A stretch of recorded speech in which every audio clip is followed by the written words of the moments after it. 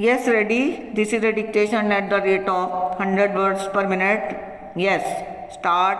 I move that the third annual report of the University Grants Commission laid on the table of the Rajya Sabha be taken into consideration. Sir, before honorable members express their opinion on this report, I would like to highlight some of the main features to which the University Grants Commission has given special attention, and if we concentrated on those aspects, the UGC and the government would be greatly benefited. In fact, the main purpose of this discussion is that the UGC and the government should have the benefit of the views of this house and the other house on the work that is being done by the UGC. In this connection, I would like to say that as far as the central government is concerned, their responsibility is very limited. I am not saying this because of the criticism which is being leveled against universities at the present moment. I am only referring to the constitutional aspect of it.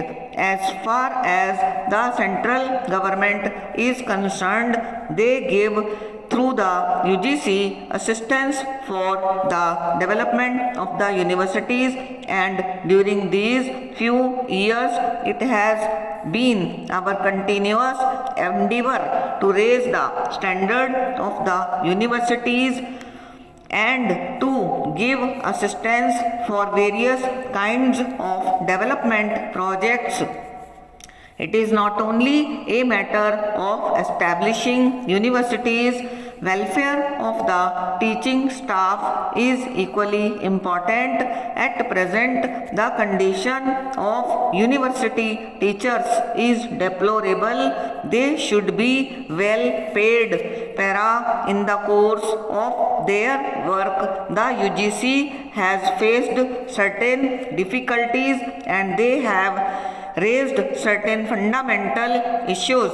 They have expressed the view that new universities should be established only after the most careful examination of all aspects of the question, and that as provided in the UGC Act, an opportunity should be given to the Commission to advise on such proposals.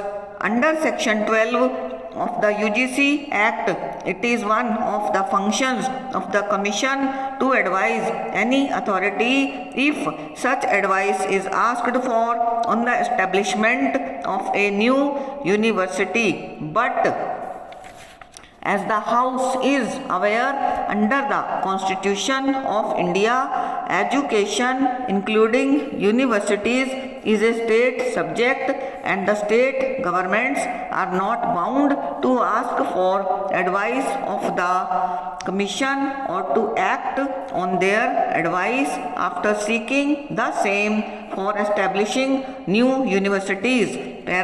New universities have been established after consulting the Commission only. The resources of the Commission are limited. The UGC has therefore suggested that before new universities are established, it would be desirable to seek the advice of the Commission in the matter. They particularly refer to the university at Varanasi.